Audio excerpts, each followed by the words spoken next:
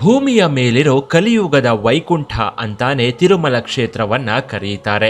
ತಿರುಪತಿ ತಿರುಮಲದ ವೆಂಕಟೇಶ್ವರನ ದೇವಾಲಯವಿರೋ ಈ ಸಪ್ತಗಿರಿಗಳು ನೋಡೋದಕ್ಕೆ ಅದ್ಭುತವಾಗಿರುತ್ತೆ.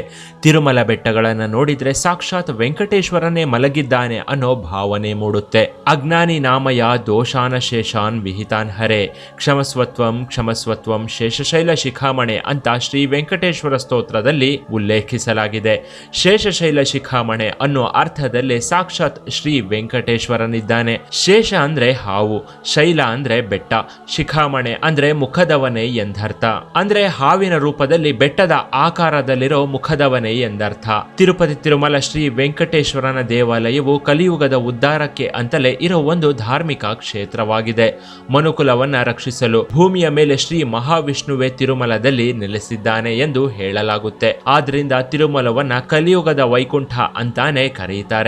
ತಿರುಮಲ ಶ್ರೀ ವೆಂಕಟೇಶ್ವರ ಸ್ವಾಮಿಯು ಕಲಿಯುಗದ ಪ್ರತ್ಯಕ್ಷ ದೈವ. ವಾಸ್ತವವಾಗಿ ನೋಡೋದಾದ್ರೆ ಈ ಬೆಟ್ಟವು ಸಮುದ್ರ ಮಟ್ಟದಿಂದ 853 ಮೀಟರ್ ಎತ್ತರದಲ್ಲಿದೆ ಹಾಗೂ ಸುಮಾರು 10.33 ಚದರ ಮೈಲಿಗಲ್ಲು ಅಂದ್ರೆ 27 ಸ್ಕ್ವೇರ್ ಕಿಲೋಮೀಟರ್ ವಿಸ್ತೀರ್ಣದಲ್ಲಿದೆ. ತಿರುಮಲವು 7 ಬೆಟ್ಟಗಳಿಂದ ಕೂಡಿದೆ. ಇದು ಆದಿಶೇಷನ 7 ತಲೆಗಳನ್ನ ಹೋಲುತ್ತೆ.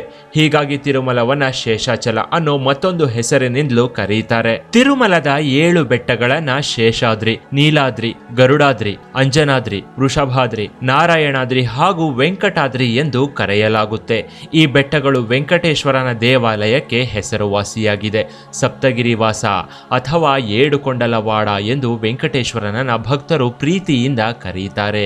ಇನ್ನು 7 ಬೆಟ್ಟಗಳ ರಹಸ್ಯವೇನು ಅಂತ ನೋಡೋದಾದ್ರೆ ಮೊದಲಿಗೆ ಶೇಷಾದ್ರಿ ಅಥವಾ ಶೇಷಾಚಲಂ ಬೆಟ್ಟ.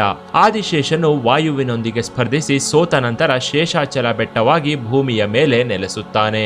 ದ್ವಾಪರ ಯುಗದಲ್ಲಿ ಆದಿಶೇಷನು ವೈಕುಂಠವನ್ನ ಕಾಯುತ್ತಾ ಇರ್ತಾನೆ. ಆಗ ಅಲ್ಲಿಗೆ ಬಂದ ವಾಯು ಸ್ವಾಮಿಯನ್ನ ನೋಡೋದಕ್ಕೆ ಅಂತ ಒಳಗೆ ಹೋಗಲು ಪ್ರಯತ್ನಿಸ್ತಾನೆ. ಆದರೆ ವಿಷ್ಣುವು ತನ್ನ ಸಂಗಾತಿ ಲಕ್ಷ್ಮಿಯ ಜೊತೆಯಲ್ಲಿದ್ದು ಈ ವೇಳೆ ಯಾರನ್ನು ಬಿಡೋದಿಲ್ಲ ಎಂದು ಆದಿಶೇಷನು ವಾಯುವಿಗೆ ಹೇಳುತ್ತಾನೆ. ಇದರಿಂದ ಕೋಪಗೊಂಡ ವಾಯು ಆದಿಶೇಷನೊಂದಿಗೆ ಯುದ್ಧಕ್ಕೆ ಇಳಿಯುತ್ತಾನೆ. ಈ ಯುದ್ಧದಲ್ಲಿ ಆದಿಶೇಷನು ಸೋಲುತ್ತಾನೆ. ಆದಿಶೇಷನು ವಾಯುವಿನೊಂದಿಗೆ ಸ್ಪರ್ಧಿಸಿ ಸೋತ ನಂತರ ಶೇಷಾಚಲ ಬೆಟ್ಟವಾಗಿ ಭೂಮಿಯ ಮೇಲೆ ನೆಲೆಸುತ್ತಾನೆ. ವಾಯುವಿನೊಂದಿಗೆ ಆದಿಶೇಷನು ಸೋತ ಬಳಿಕ ಪಶ್ಚಾತ್ತಾಪಕ್ಕೆ ಒಳಗಾಗುತ್ತಾನೆ. ಇದನ್ನು ಕಂಡ ದೇವಾನುದೇವತೆಗಳು ಆದಿಶೇಷನನ್ನ ಶೇಷಾದ್ರಿ ಅಥವಾ ಶೇಷಾಚಲಂ ಅನ್ನೋ ಬೆಟ್ಟವಾಗಿ ಭೂಮಿಯ ಮೇಲೆ ನೆಲೆಸುವಂತೆ ಹೇಳುತ್ತಾರೆ. ಕಲಿಯುಗದಲ್ಲಿ ಶ್ರೀ ಮಹಾವಿಷ್ಣು ಉಳಿಯಲು ಈ ಶೇಷಾಚಲ ಬೆಟ್ಟವನ್ನ ಆಯ್ಕೆ ಮಾಡಿಕೊಳ್ಳುತ್ತಾನೆ ಎಂದು ಹೇಳುತ್ತಾರೆ. ಆಗ ಆದಿಶೇಷನು ತಿರುಪತಿಯ ಸ್ವರ್ಣಮುಖಿ ಎಂಬ ನದಿಯ ಬಳಿ ಬಂದು ಇಳಿಯುತ್ತಾನೆ. ಅಂದು ಆದಿಶೇಷನು ಬಂದಿಳಿದ ಸ್ಥಳವೇ ಇಂದಿನ ಶೇಷಾಚಲ ಬೆಟ್ಟವಾಗಿದೆ. ಎರಡನೆಯದಾಗಿ ವೃಷಭಾದ್ರಿ. ಪುರಾಣಗಳ ಪ್ರಕಾರ ವೃಷಭಾಸುರ ಎಂಬ ಶಿವನ ಭಕ್ತನಾಗಿದ್ದ ಒಬ್ಬ ರಾಕ್ಷಸನಿದ್ದನು. ಅವನು ಅಸುರನಾಗಿದ್ದರಿಂದ ಅವನಲ್ಲಿ ಜನ್ಮಜಾತ ರಾಕ್ಷಸ ಗುಣವಿತ್ತು ಮತ್ತು ಅವನು ಪ್ರತಿದಿನ ತನ್ನ ತಲೆಯನ್ನ ಕತ್ತರಿಸಿ ಶಿವನಿಗೆ ಅರ್ಪಿಸುತ್ತಿದ್ದ. ಭಗವಂತ ಶಿವನ ಕೃಪೆಯಿಂದ ಅವನು ತಕ್ಷಣ ತನ್ನ ತಲೆಯನ್ನ ಮರಳಿ ಪಡೆಯುವಂತ ವರವನ್ನು ಸಹ ಪಡೆದಿದ್ದ. ಒಮ್ಮೆ ಶಿವನು ಅವನನ್ನ ದಯಪಾಲಿಸಿ ಯಾವುದಾದ್ರೂ ಒಂದು ವರವನ್ನ ಕೇಳುವಂತೆ ಹೇಳುತ್ತಾನೆ. ಆಗ ವೃಷಭಾಸುರ ಭಗವಾನ್ ಶಿವನೊಂದಿಗೆ ಯುದ್ಧ ಮಾಡಬೇಕೆಂದು ಕೇಳುತ್ತಾನೆ. ಭಗವಾನ್ ಶಿವನು ಅವನ ಆಸೆಯನ್ನ ಪೂರೈಸಲು ಮುಂದಾಗುತ್ತಾನೆ. ಹೀಗೆ ವೃಷಭಾಸುರ ಮತ್ತು ಶಿವನ ನಡುವಿನ ಹೋರಾಟವು ಅನೇಕ ದಿನಗಳವರೆಗೆ ಮುಂದುವರಿಯುತ್ತೆ. ಅಂತಿಮವಾಗಿ ವೃಷಭಾಸುರನನ್ನ ಶಿವ ಸೋಲಿಸುತ್ತಾನೆ. ಆಗ ವೃಷಭಾಸುರ ಸೋತ ಸ್ಥಳದಲ್ಲಿ ಮೋಕ್ಷವನ್ನ ಸಾಧಿಸುವ ಸಂಕೇತವಾಗಿ ಸಾಯುವ ಮೊದಲು ಅವನು ಶಿವನನ್ನ ತನ್ನ ಹೆಸರಿನಿಂದ ಭೂಮಿಯ ಮೇಲೆ ಒಂದು ಬೆಟ್ಟಕ್ಕೆ ಹೆಸರಿಡಲು ಕೇಳುತ್ತಾನೆ. ಆಗ ವೃಷಭಾದ್ರಿ ಬೆಟ್ಟವನ್ನ ಅವನ ಹೆಸರಿನಿಂದಲೇ ಕಲಿಯುಗದಲ್ಲಿ ಕರೆಯುವಂತಾಗ್ಲಿ ಎಂದು ಶಿವ ಅವನಿಗೆ ವರವನ್ನ ಕೊಟ್ಟು ಮೋಕ್ಷವನ್ನು ಸಹ ಕೊಡ್ತಾನೆ. ಅಂದಿನಿಂದ ಈ ಬೆಟ್ಟವು ವೃಷಭಾದ್ರಿಯಾಗುತ್ತೆ. ಮೂರನೆಯದ್ದಾಗಿ ಅಂಜನಾದ್ರಿ. ಅಂಜನಾದೇವಿಯು ಹಲವು ವರ್ಷಗಳ ಕಾಲ ತಪಸ್ಸು ಮಾಡಿ ಹನುಮಂತನನ್ನ ಮಗನಾಗಿ ಪಡೆಯುತ್ತಾಳೆ. ಹನುಮಂತನು ಶಿವನ ಅವತಾರ ಎಂದೇ ಹೇಳಲಾಗುತ್ತೆ. ಹನುಮಂತನು ಅಮರತ್ವದ ವರವನ್ನ ತಾಯಿ ಮಹಾಲಕ್ಷ್ಮಿಯಿಂದಲೇ ಪಡೆದವನಾಗಿದ್ದಾನೆ. ಹನುಮಂತ ಕಲಿಯುಗದ ಬ್ರಹ್ಮನಾಗಿದ್ದು ಪ್ರಾಣಿಗಳಿಂದಾಗ್ಲಿ ಸರೀಸೃಪಗಳಿಂದಾಗ್ಲಿ ಪಂಚಭೂತಗಳಿಂದಾಗ್ಲಿ ಅವನಿಗೆ ತೊಂದರೆಯಾಗಬಾರದು ಎಂಬ ವರವನ್ನ ಹನುಮಂತ ದೇವಾನುದೇವತೆಗಳಿಂದ ಪಡೆದಿದ್ದಾನೆ. ಬ್ರಹ್ಮನು ಅಂಜನಾದೇವಿಯು ತಪಸ್ಸು ಮಾಡಿದ್ದ ಬೆಟ್ಟವನ್ನೇ ಅಂಜನಾದ್ರಿ ಎಂದು ನಾಮಕರಣ ಮಾಡಿದ್ದಾನೆ. ನಾಲ್ಕನೆಯದ್ದು ನೀಲಾದ್ರಿ. ಶ್ರೀನಿವಾಸನು ಲಕ್ಷ್ಮೀದೇವಿಗಾಗಿ ತಪಸ್ಸು ಮಾಡ್ತಿರಬೇಕಾದ್ರೆ ಶಿವ ಮತ್ತು ಬ್ರಹ್ಮ ಹಸುಕರುಗಳಾಗಿ ವೆಂಕಟೇಶ್ವರನಿಗೆ ಹಾಲು ನೀಡುತ್ತಾರೆ. ಒಮ್ಮೆ ಹೀಗೆ ಹಾಲು ಕೊಡ್ತಿರಬೇಕಾದ್ರೆ ಯಾದವನೊಬ್ಬ ಹಸುವಿಗೆ ಗೊಡ್ಡಲಿಯಿಂದ ಹೊಡೆಯುತ್ತಾನೆ. ಇದು ವೆಂಕಟೇಶ್ವರನ ತಲೆಗೆ ಬಿದ್ದು ಗಾಯವಾಗುತ್ತೆ. ಅಲ್ಲದೆ ಏಟು ಬಿದ್ದ ಜಾಗದಲ್ಲಿ ಕೂದಲು ಬೆಳೆಯದಂತಾಗುತ್ತೆ. ಇದನ್ನ ಗಮನಿಸಿದ ನೀಲಾದೇವಿಯು ವೆಂಕಟೇಶ್ವರನ ಚೆಲುವಾದ ಮುಖದಲ್ಲಿ ಯಾವುದೇ ದೋಷ ಇರಬಾರದು ಎಂದು ತಕ್ಷಣವೇ ಅವಳು ತನ್ನ ತಲೆ ಕೂದಲಿನ ಒಂದು ಭಾಗವನ್ನ ಕತ್ತರಿಸಿ ತನ್ನ ಶಕ್ತಿಯಿಂದ ವೆಂಕಟೇಶ್ವರನ ನೆತ್ತಿಗೆ ಇಡ್ತಾಳೆ. ತಲೆ ಕೂದಲು ಸ್ತ್ರೀಯರ ಸೌಂದರ್ಯ ಅಂಶವೆಂದು ಪರಿಗಣಿಸಲಾಗುತ್ತೆ. ಹೀಗಿದ್ದಾಗ ನೀಲಾದೇವಿಯು ಮಾಡಿದ ತ್ಯಾಗವನ್ನು ನೋಡಿ ವೆಂಕಟೇಶ್ವರನು ಕಲಿಯುಗದಲ್ಲಿ ತಿರುಪತಿಯಲ್ಲಿ ಭಕ್ತರು ನನಗೆ ನೀಡಿದ ಎಲ್ಲ ಕೂದಲು ನೀಲಾದೇವಿಗೆ ಸೇರಲಿ ಎಂದು ವರವನ್ನ ನೀಡುತ್ತಾನೆ. ಇನ್ನು ನಮ್ಮ ಕೂದಲನ್ನ ದೇವರಿಗೆ ಕೊಡುವುದು ನಮ್ಮ ಅಹಂಕಾರವನ್ನ ತೊರೆಯುವುದರ ಸಂಕೇತವಾಗಿದೆ. ತಲನೀಲಾಲು ಎಂಬ ಪದವು ಆಕೆಯ ಹೆಸರಿನಿಂದಲೇ ಬಂದಿದೆ. ಅನೇಕ ಭಕ್ತರು ತಮ್ಮ ಕೂದಲನ್ನ ವೆಂಕಟೇಶ್ವರನಿಗೆ ಅರ್ಪಿಸ್ತಾರೆ. ಹೀಗೆ ಸಂಗ್ರಹಿಸಲಾದ ಕೂದಲಿನ ದೈನಂದಿನ ಪ್ರಮಾಣವು 1 ಟನ್ಗಿಂತಲೂ ಹೆಚ್ಚಾಗಿದ್ದು ಈ ಕೂದಲನ್ನ ಟಿಟಿಡಿ ಹರಾಜು ಹಾಕುವ ಮೂಲಕ ಮಾರಾಟ ಮಾಡುತ್ತೆ. ಐದನೆಯದ್ದು ಗರುಡಾದ್ರಿ. ಸತ್ಯಯುಗದಲ್ಲಿ ಹಿರಣ್ಯಾಕ್ಷ ಎಂಬ ರಾಕ್ಷಸ ಭೂಮಿಯನ್ನ ಸಮುದ್ರದಲ್ಲಿ ಬಚ್ಚಿಡ್ತಾನೆ. ಇಂಥ ಸಮಯದಲ್ಲಿ ದೇವಾನುದೇವತೆಗಳು ಭೂಮಿಯನ್ನ ಹಿರಣ್ಯಾಕ್ಷನಿಂದ ಕಾಪಾಡು ಎಂದು ಶ್ರೀ ಮಹಾವಿಷ್ಣುವಿನ ಮೊರೆ ಹೋಗ್ತಾರೆ.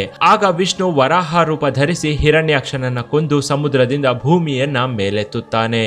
ಆಗ ಭೂದೇವಿಯು ಸಂತೋಷಪಟ್ಟು ತನ್ನೊಂದಿಗೆ ವಾಸಿಸುವಂತೆ ಬೇಡಿಕೊಳ್ಳುತ್ತಾಳೆ. ಆಗ ವಿಷ್ಣುವು ಗರುಡನಿಗೆ ಸ್ವರ್ಗದಿಂದ ಒಂದು ಸುಂದರವಾದ ಬೆಟ್ಟವನ್ನ ತರುವಂತೆ ಹೇಳಿ ಕಳಿಸ್ತಾನೆ. ತಂದೆಯ ಆಜ್ಞೆಯಂತೆ ಗರುಡ ಒಂದು ಬೆಟ್ಟವನ್ನ ತಂದು ಭೂಮಿಯ ಮೇಲೆ ಇಡ್ತಾನೆ. ಅಂದು ಗರುಡ ತಂದಿಟ್ಟ ಬೆಟ್ಟವೇ ಇಂದಿನ ಗರುಡಾದ್ರಿಯಾಗಿದೆ. ಇಂದಿಗೂ ತಿರುಮಲದಲ್ಲಿ ಸ್ವಾಮಿ ಪುಷ್ಕರಣಿಯ ಪಶ್ಚಿಮಕ್ಕೆ ವರಾಹ ಸ್ವಾಮಿಯ ದೇವಾಲಯವಿದ್ದು ತಿರುಮಲವನ್ನ ಆದಿವರಾಹ ಕ್ಷೇತ್ರವೆಂದೇ ಕರೆಯುತ್ತಾರೆ.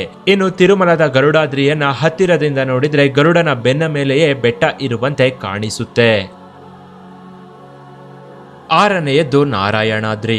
ನಾರಾಯಣ ಮಹರ್ಷಿಗಳು ವಿಷ್ಣುವನ್ನ ನೋಡಲು ತಪಸ್ಸಿಗೆ ಮುಂದಾಗ್ತಾರೆ.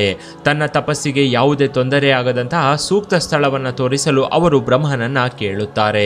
ಆಗ ಬ್ರಹ್ಮನು ವಿಷ್ಣುವಿಗಾಗಿ ತಪಸ್ಸು ಮಾಡಿದ ಸ್ಥಳವನ್ನೇ ನಾರಾಯಣ ಮಹರ್ಷಿಗಳಿಗೆ ತೋರಿಸ್ತಾನೆ. ಬಳಿಕ ನಾರಾಯಣ ಮಹರ್ಷಿಗಳ ಪ್ರಾರ್ಥನೆಯಿಂದ ಭಗವಾನ್ ವಿಷ್ಣುವು ಸಂಪನ್ನನಾಗಿ ನಾರಾಯಣ ಮಹರ್ಷಿಗಳ ಮುಂದೆ ಪ್ರತ್ಯಕ್ಷನಾಗ್ತಾನೆ. ಆಗ ನಾರಾಯಣ ಮಹರ್ಷಿಯು ವಿಷ್ಣುವಿಗೆ ವರವನ್ನ ನೀಡುವಂತೆ ಕೇಳುತ್ತಾನೆ. ಮುಂದಿನ ದಿನಗಳಲ್ಲಿ ನಿಮ್ಮ ತಪಸ್ಸಿನ ಪ್ರತಿಫಲವಾಗಿ ಈ ಬೆಟ್ಟವು ತನ್ನ ಹೆಸರಿನಿಂದ ಅಂದ್ರೆ ನಾರಾಯಣಾದ್ರಿ ಎಂದು ಜನಪ್ರಿಯವಾಗುತ್ತೆ ಎಂದು ವರವನ್ನ ನೀಡ್ತಾನೆ. ಆದ್ದರಿಂದ ಈ ಬೆಟ್ಟವನ್ನ ನಾರಾಯಣಾದ್ರಿ ಎಂದು ಕರೆಯುತ್ತಾರೆ. ಏಳನೆಯದ್ದು ವೆಂಕಟಾದ್ರಿ. ಕೊನೆಯದಾಗಿ ವೆಂಕಟಾದ್ರಿ ಬೆಟ್ಟದ ಬಗ್ಗೆ ಹೇಳೋದಾದ್ರೆ ಇಲ್ಲಿ ಸಾಕ್ಷಾತ್ ಶ್ರೀ ಮಹಾವಿಷ್ಣುವೇ ನೆಲೆಸಿದ್ದಾನೆ. ಭವಿಷ್ಯ ತಾರಾ ಪುರಾಣದ ಪ್ರಕಾರ ಗರುಡನು ವೈಕುಂಠದಿಂದ ವಿಷ್ಣುವನ್ನ ಕರೆತಂದ ಸ್ಥಳವೇ ವೆಂಕಟಾದ್ರಿಯಾಗಿದೆ. ವೇಂ ಅಂದರೆ ಪಾಪಗಳು, ಕಟ ಎಂದರೆ ನಿವಾರಣೆ. ಇದರರ್ಥ ವೆಂಕಟಾದ್ರಿ ಸನ್ನಿಧಿಯಲ್ಲಿ ಎಲ್ಲ ಪಾಪಗಳು ನಿವಾರಣೆಯಾಗುತ್ತೆ ಎಂದು. ಹೀಗಾಗಿ ಈ ಬೆಟ್ಟವನ್ನ ವೆಂಕಟಾದ್ರಿ ಎಂದು ಕರೆಯುತ್ತಾರೆ. ಒಟ್ಟಾರೆ ತಿರುಮಲ ತಿರುಪತಿಯ ಈ 7 ಬೆಟ್ಟಗಳು ನೋಡೋದಕ್ಕೆ ಧರೆಗಿಳಿದ ಸ್ವರ್ಗದಂತಿರುತ್ತೆ. ಇನ್ನು ಶ್ರೀ ಮಹಾವಿಷ್ಣು ಭೂಮಿಗೆ ಬಂದಿದ್ದು ಹೇಗೆ ಅನ್ನೋದನ್ನ ಮುಂದಿನ ವಿಡಿಯೋದಲ್ಲಿ ಹೇಳ್ತೀನಿ. ಅಲ್ಲಿಯವರೆಗೂ ಓಂ ನಮೋ ವೆಂಕಟೇಶಾಯ. ಇನ್ನು ಈ ವಿಡಿಯೋ ನಿಮಗೆ ಇಷ್ಟ ಆಗಿದ್ರೆ ಲೈಕ್ ಮಾಡಿ, ಶೇರ್ ಮಾಡಿ ಹಾಗೂ ಡಿವೋಷನಲ್ ಟುಡೇ ಚಾನಲ್ಗೆ ಸಬ್ಸ್ಕ್ರೈಬ್ ಆಗೋದನ್ನ ಮರಿಬೇಡಿ. ನಮ್ಮ ವಿಡಿಯೋಗಳನ್ನು ನೋಡೋ 99% ವ್ಯೂವರ್ಸ್ ಸಬ್ಸ್ಕ್ರೈಬ್ ಆಗದೆ ಈ ವಿಡಿಯೋಗಳನ್ನು ನೋಡ್ತಿದ್ದಾರೆ. ಹೀಗಾಗಿ ಡಿವೋಷನಲ್ ಟುಡೇ ಚಾನಲ್ಗೆ ಸಬ್ಸ್ಕ್ರೈಬ್ ಆದರೆ ನಮಗೆ ಇನ್ನಷ್ಟು ಇಂಟ್ರೆಸ್ಟಿಂಗ್ ವಿಚಾರಗಳ ಬಗ್ಗೆ ವಿಡಿಯೋ ಮಾಡೋದಕ್ಕೆ ಅನುಕೂಲವಾಗುತ್ತೆ. ದಯವಿಟ್ಟು ಸಬ್ಸ್ಕ್ರೈಬ್ ಆಗಿ. ಈ ಮೂಲಕ ನಮಗೆ ನಿಮ್ಮ ಸಪೋರ್ಟ್ ಯಾವಾಗಲೂ ಇರುತ್ತೆ ಅಂತ ಭಾವಿಸ್ತೇವೆ.